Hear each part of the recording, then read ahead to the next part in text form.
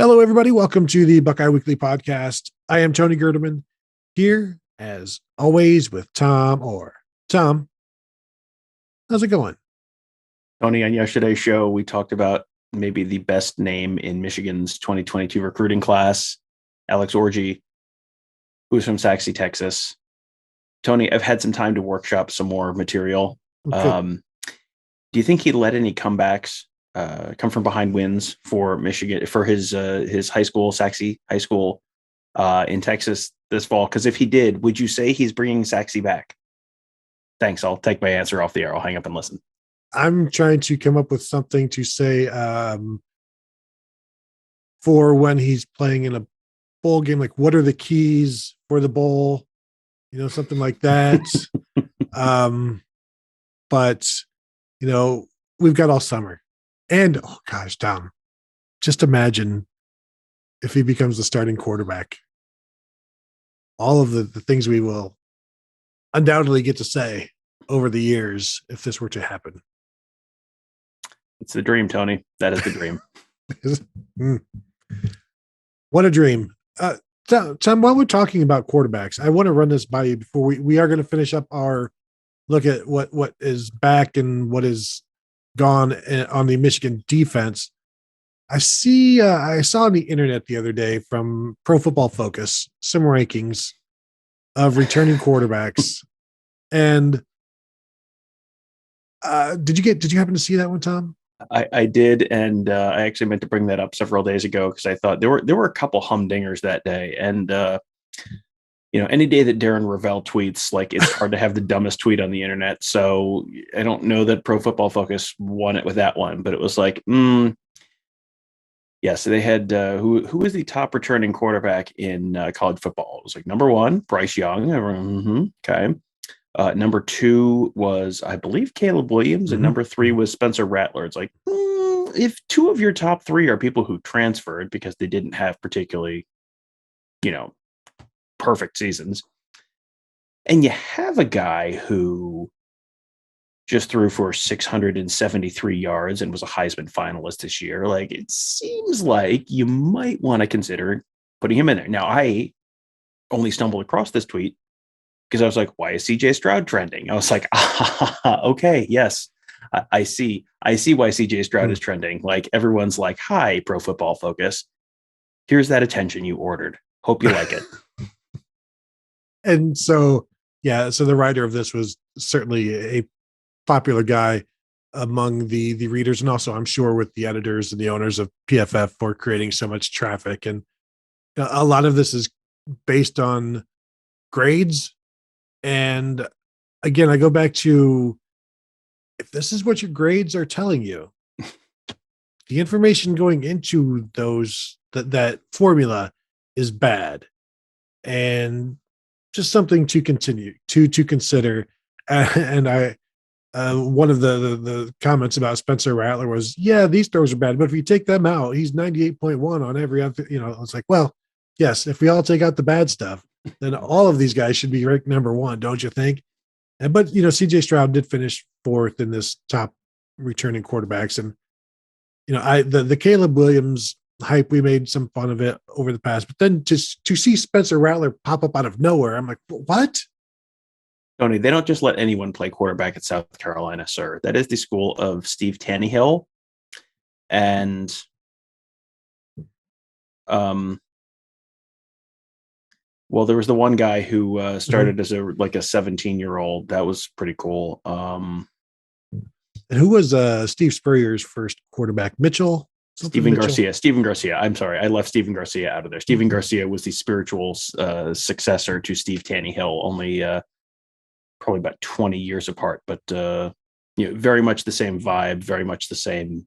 So yes, there have been a couple, but I feel like you could name good Ohio State quarterbacks and you'd run out of South Carolina quarterbacks before you ran out of Ohio State quarterbacks is I think what my main takeaway is here. But you have to admit, Rattler is a neat, cool, awesome name.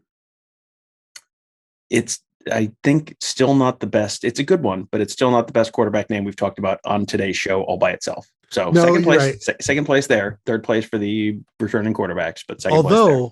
it's not that cool of a name if it's not in the snake realm. And I'm talking Rattler, orgy.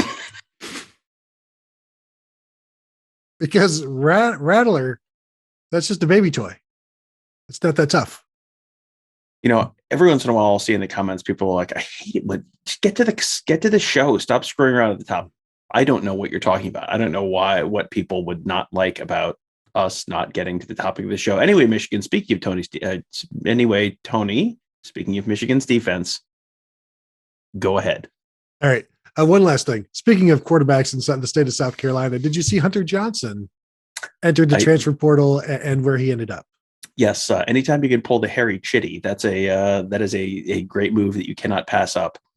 He went from Clemson to Northwestern and then back to Clemson. He was traded for himself in the transfer portal. And if you don't know who Harry Chitty is, he was a catcher in the 1960s who was, I believe, on the Indians and got traded to the Mets. And then for a player to be named later, and then the Mets went, no, actually, he can be the player to be named later. So he was traded for himself in the early 1960s. So let's get to the Michigan defense and talk about who is gone. And we don't need to go any further. Right away, Aiden Hutchinson, gone. The Heisman finalist is no more. Won't be part of the Michigan defense ever again. And that's all we need to say, Tom. I think that wraps up the show. Like, Michigan's defense is going to be worse this year because Aiden Hutchinson is gone.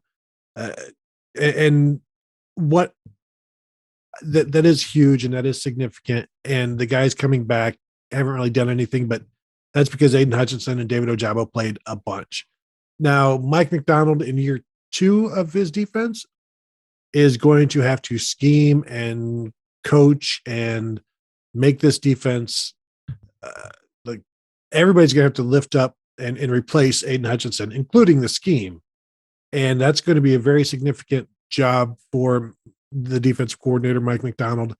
I don't know how you do it. And you're going to have to ask different things of different guys this year because you're not going to get that constant pressure from Hutchinson and also David Ojabo, the pass rushing outside linebacker / defensive end, who is also gone. So you take those two out of the equation, and that leaves you with everybody else worse off in terms of individuals and the unit as a whole on defense.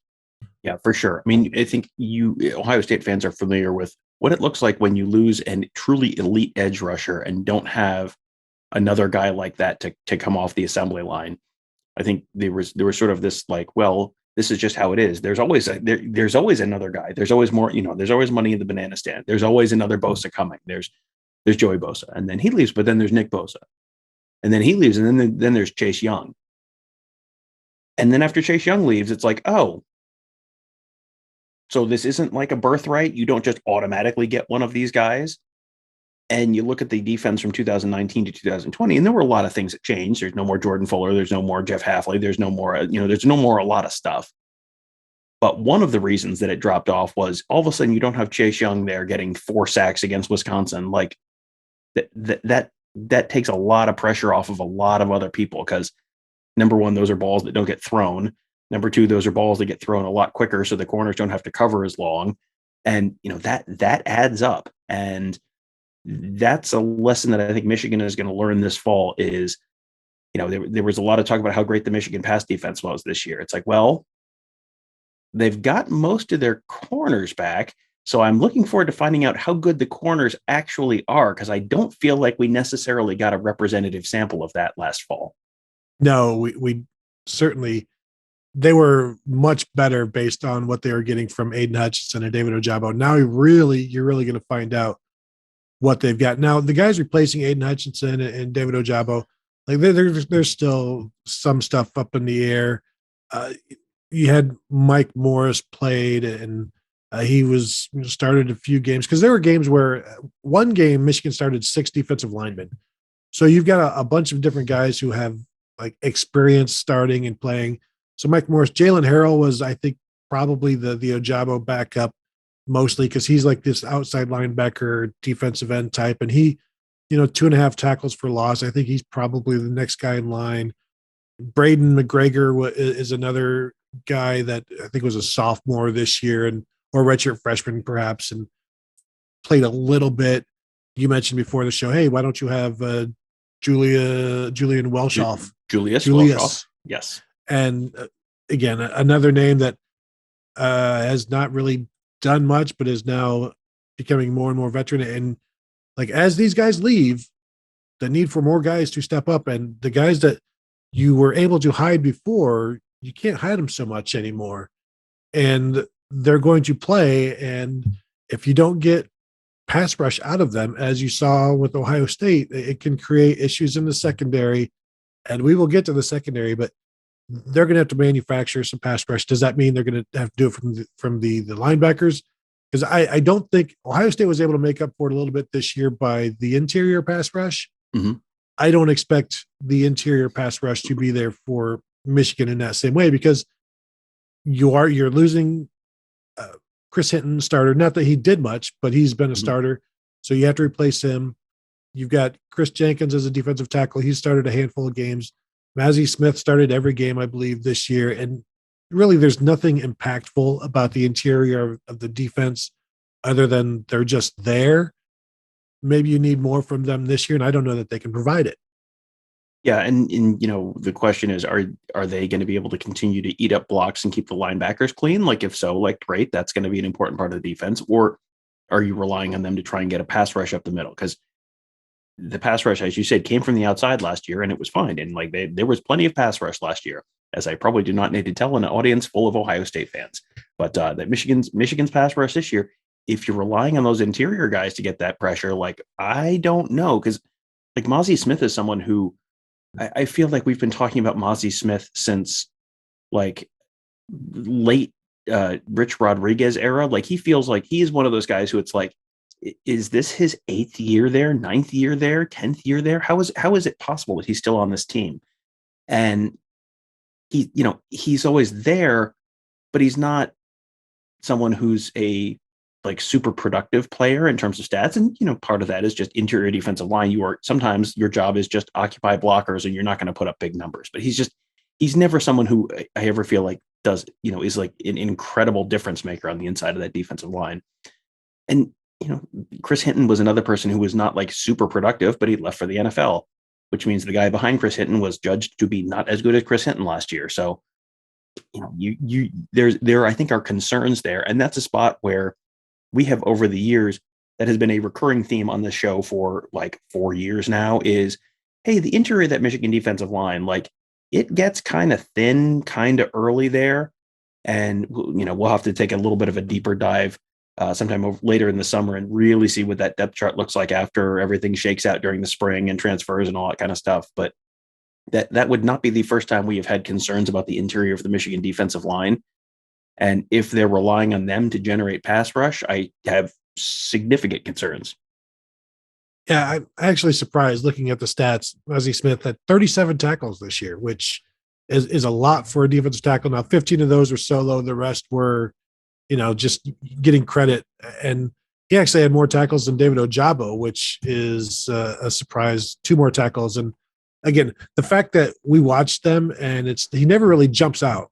No, he's not in the backfield. He's just occupying, and the running back runs into him, and he's got him there. And the same with Christopher Hinton, who really has only maybe had like 3 splash plays in his Michigan career, where you're like, oh, I can see why he was a 5-star guy, and that's really never been part of his career.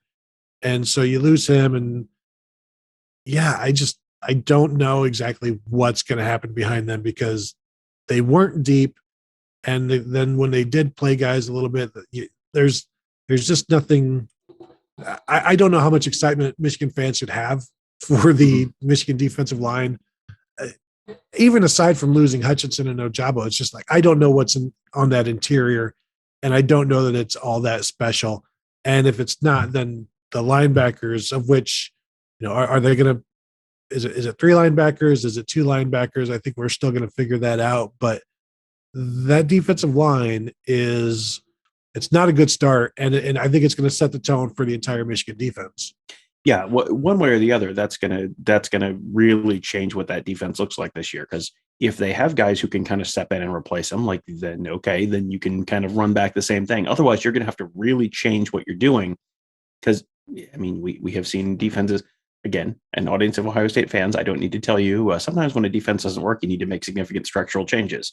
So I can't imagine that they're going to be able to run the exact same thing with, just let the edge guys get in there and get enough pressure that will take the pressure off of the defensive backs and keep the linebackers clean and all that kind of stuff. And if not, then all of a sudden, sometimes linebackers can look like they're going backwards in terms of production, and it's nothing to do with them. It's they were maybe a little overrated the first year because the defensive line did such a good job keeping them clean, and they're a little underrated the second year because it's like, well, I'm eating a lot of blocks all of a sudden that I wasn't eating last year. That can really significantly change your production as a linebacker. Because Michigan, I think, has pretty good linebackers coming back. They have, that is, I have concerns on the Michigan defense. Linebackers are not necessarily a concern for me moving forward, but the production might not be as good because of some of the other stuff that's going to be going on there. Yeah, they do lose. Let's talk about the linebackers. They do lose leading tackler Josh Ross. Mm-hmm. They return Junior Colson, who had a really good freshman year, 61 tackles, eventually took over the starting job from Nikai Hill-Green, who started the first half of the season. He ends up finishing with 50 tackles and still played throughout the season. But Junior Colson took over the second half of the season, 61 tackles. And let me just check real quick to see how many of those came in the second half of the season. And yeah, the bulk of them. He had 12 tackles against Penn State. But this is a guy who I think the future is very, very bright. And to do what he did as a true freshman, I believe he was a true freshman. Yeah, he was a true freshman. And he's that guy. He's entrenched. He'll be the leading tackler this year for Michigan, probably well over 100 tackles. And he might have to be well over 100 tackles.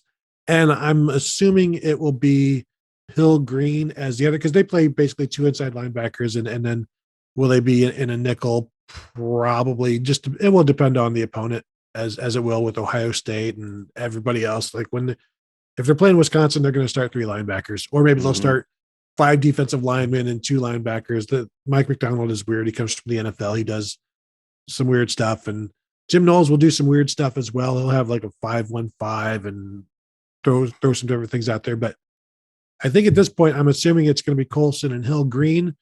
So even though you lose your starter in Josh Ross and your leading tackler, you're not starting from scratch by any means. You're starting 2 guys with over 50 tackles each last year. Now, the concern there is Nikai Hill-Green. I think he was maybe a sophomore this past season when he won the job.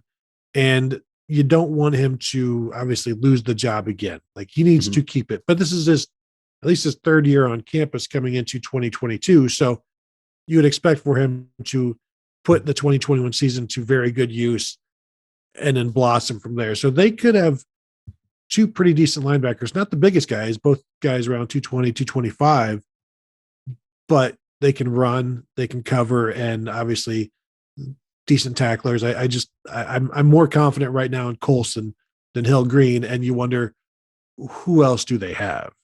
And what's interesting is you're talking about this stuff and these guys, and it's like, oh, they've got a couple guys who seem like they should be pretty good. They were pretty solid this year, and then there are questions behind them in terms of depth and all that. And it's like, feels like you'd say a lot of the same things about the Ohio State linebacker unit. And the Ohio State linebacker unit, I think, is one that Ohio State fans are probably looking at as kind of one of the big question marks this year, where, you've got Steele Chambers, and Cody Simon was banged up this year. So you don't really know what you have with Cody Simon, but people like him. People in the program like him. You hear positive things about him, but he was banged up all year. So you don't really know what you have there yet. Tommy Eichenberg feels like they like what they have with Tommy Eichenberg, but he may be someone who fits better against certain styles of offense than others. And then you've got some guys behind them, and you've got, CJ Hicks. What are you going to get out of CJ Hicks this year? Sonny Styles. What are you going to get out of Sonny Styles next year? I mean, it's guys who have the talent, but you're coming in as true freshmen or an early enrolling true freshman in Styles' case. That's, that would be asking a lot. So I think you could have a lot of the same conversations about the Ohio State defense that you do about the Michigan defense, there's probably higher upside on the in the linebacker room for Ohio State with some of those young guys, but I don't know if that upside is necessarily going to get there this year. Yeah, and I'm just trying to find some projections on the linebackers because they're just not a lot there in terms of the inside linebackers. And you know, Kalal Mullings was, I think, a second-year guy this year, and he had maybe 10 tackles on the season, but way down the list in terms of guys who played. But if something, I mean, I believe Michael Barrett is gone, perhaps, or he might be back. Just with the COVID year and the way Michigan does their red shirts, and you know, it can be confusing as to who is back and who isn't. But it's not an overly deep group, and you may be certainly going to be relying on some of the younger guys, and you know, we don't know, I haven't seen anything from them yet, and the recruiting hasn't been that great.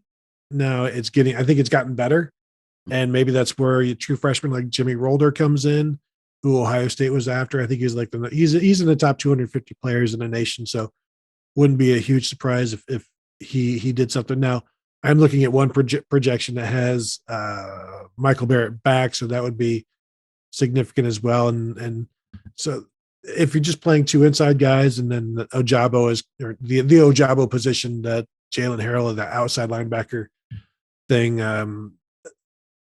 just you better stay healthy with these two linebackers, and you better, because I'm not convinced that the depth is all that. There are, you know, there's a number of guys, but Michael Barrett has had a job before and he lost it, and he's had issues staying on the field. So I think if they still stay healthy, I'm okay with the inside linebackers. Now, if we're talking about the linebackers as a whole, and do we get into this outside linebacker, you know, is Jalen Harrell or whomever, is David Ojabo's replacement a defensive end or an outside linebacker?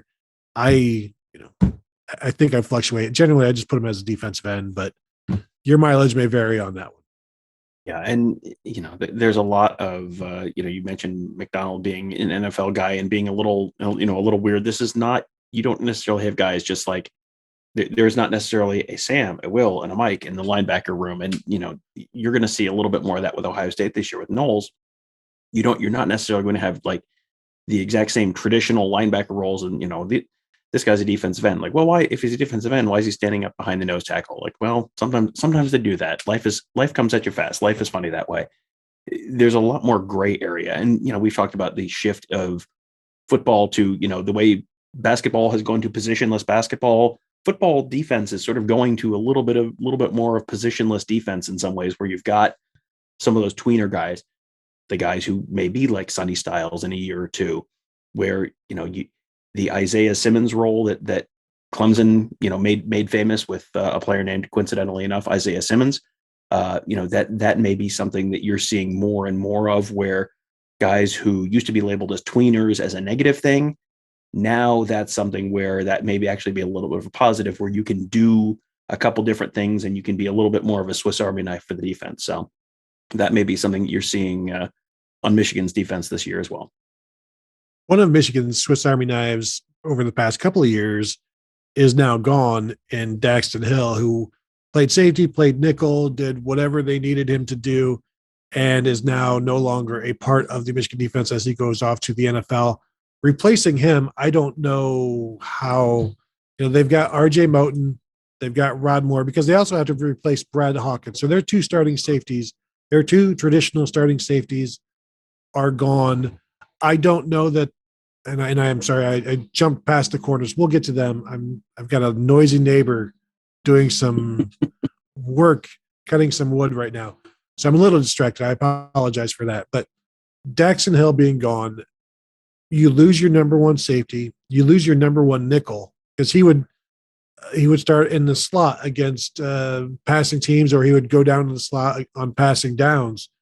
So that's a very valuable role that now, can one person replace that, or does it take two guys? And do you move, do you bring in a nickel, or do you move one of your top corners into the slot on passing downs? Like, how do you handle that?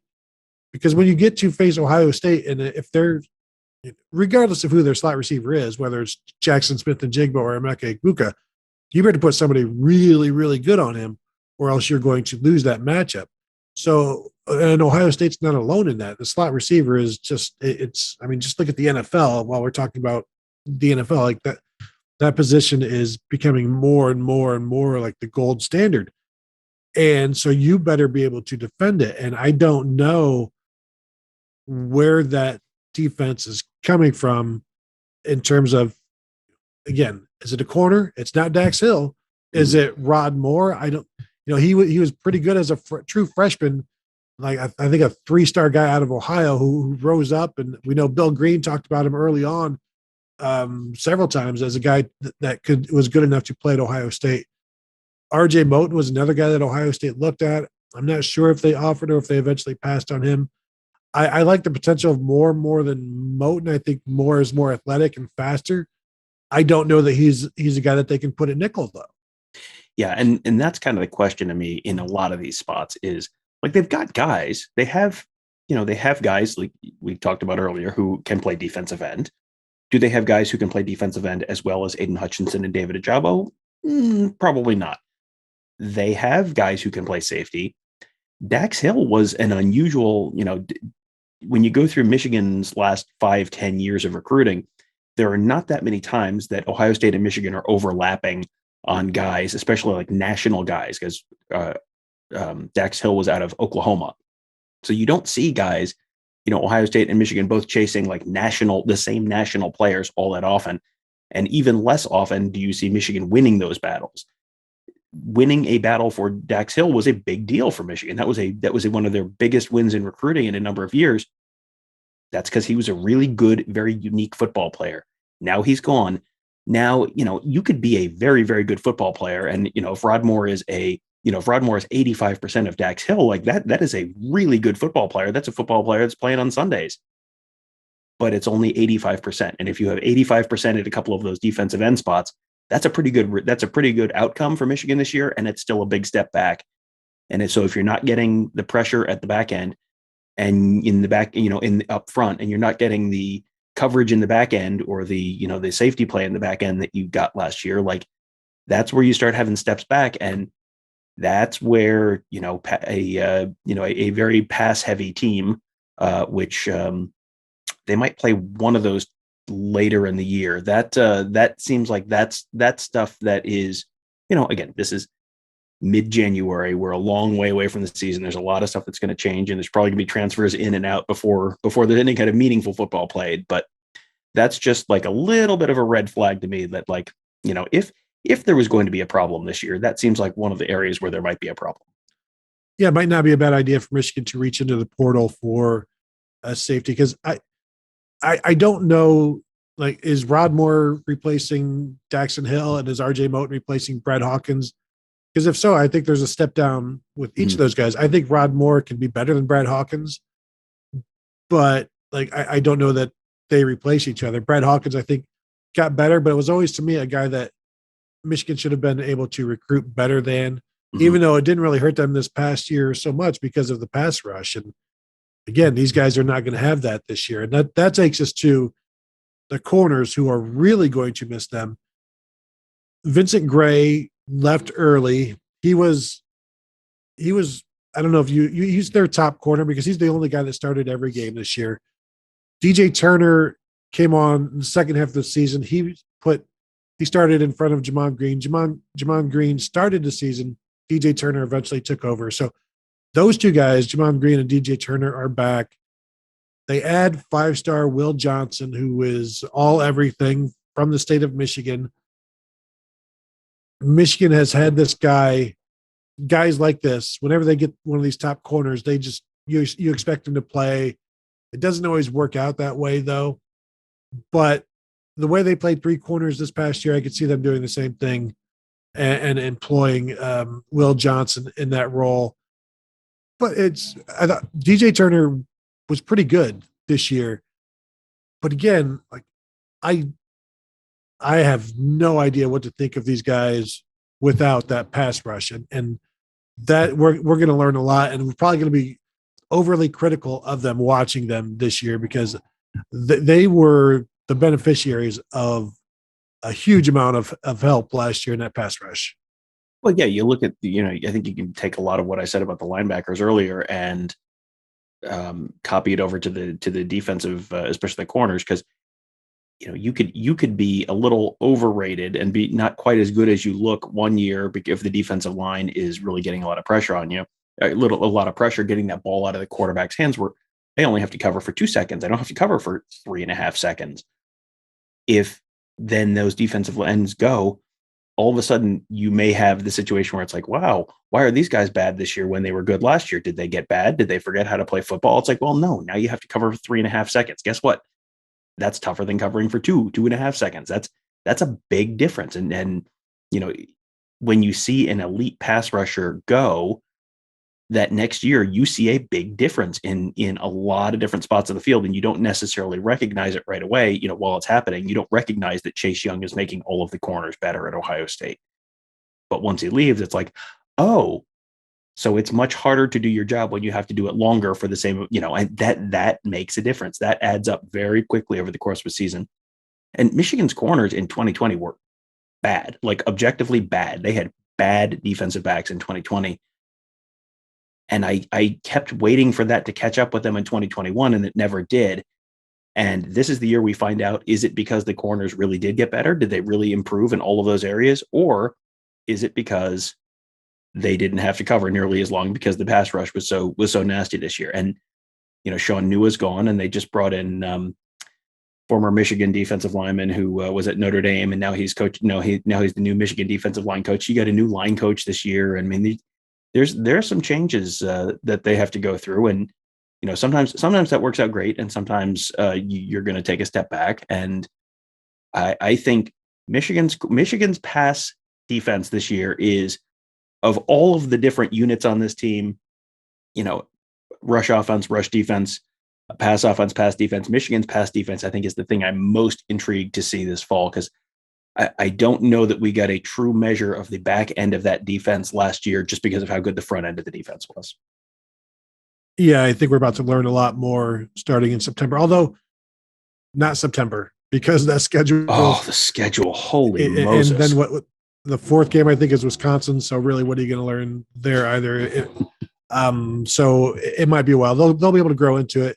We'll see how that goes. Tom, we'll wrap up with the special teams, because this might be the most important thing of all. They get back Jake Moody, their place kicker, who the Lou Groza Award winner, first team All-American, and they get back punter Brad Robbins, I'm assuming a Ray Guy finalist, maybe first team All Big Ten as well. So those two guys solidify the kicking game, and that's an underrated aspect of this.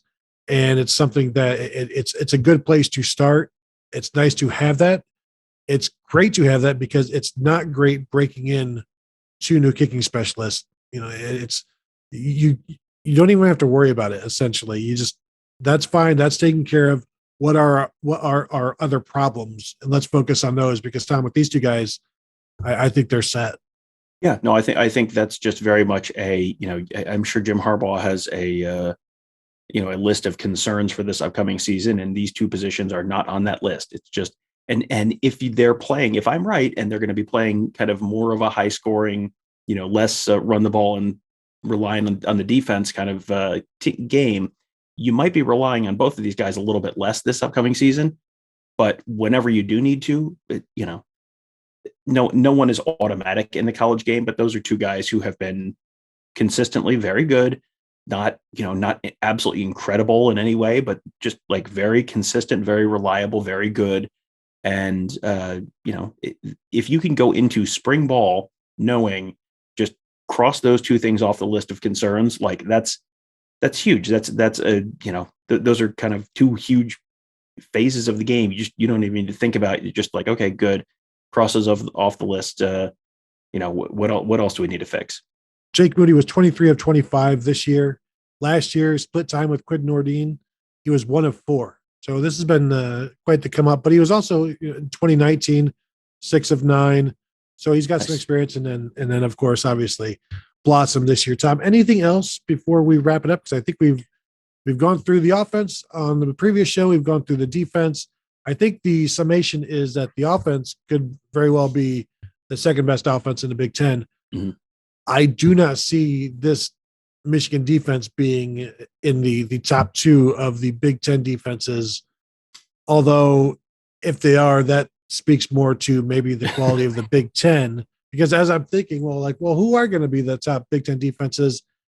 And there's not a lot there. I don't have to do some more studying on that, but I'm not like, I guess they could end up being one of the top two defenses and still being, I don't know, like 35th in the nation. Like where is a good range for them? Like total defense or whatever metric, like, is this, I don't see a top 20 defense in whatever metric you want to use coming back. No, probably not. I think you're back in the 20s or 20s or 30s. Although, I mean, you mentioned the schedule there. Like, holy Moses, is this a bad schedule? Like Michigan could go through. Michigan went through this year in the early games and just crushed everyone. They crushed Western Michigan. They crushed Washington. They crushed Northern Illinois.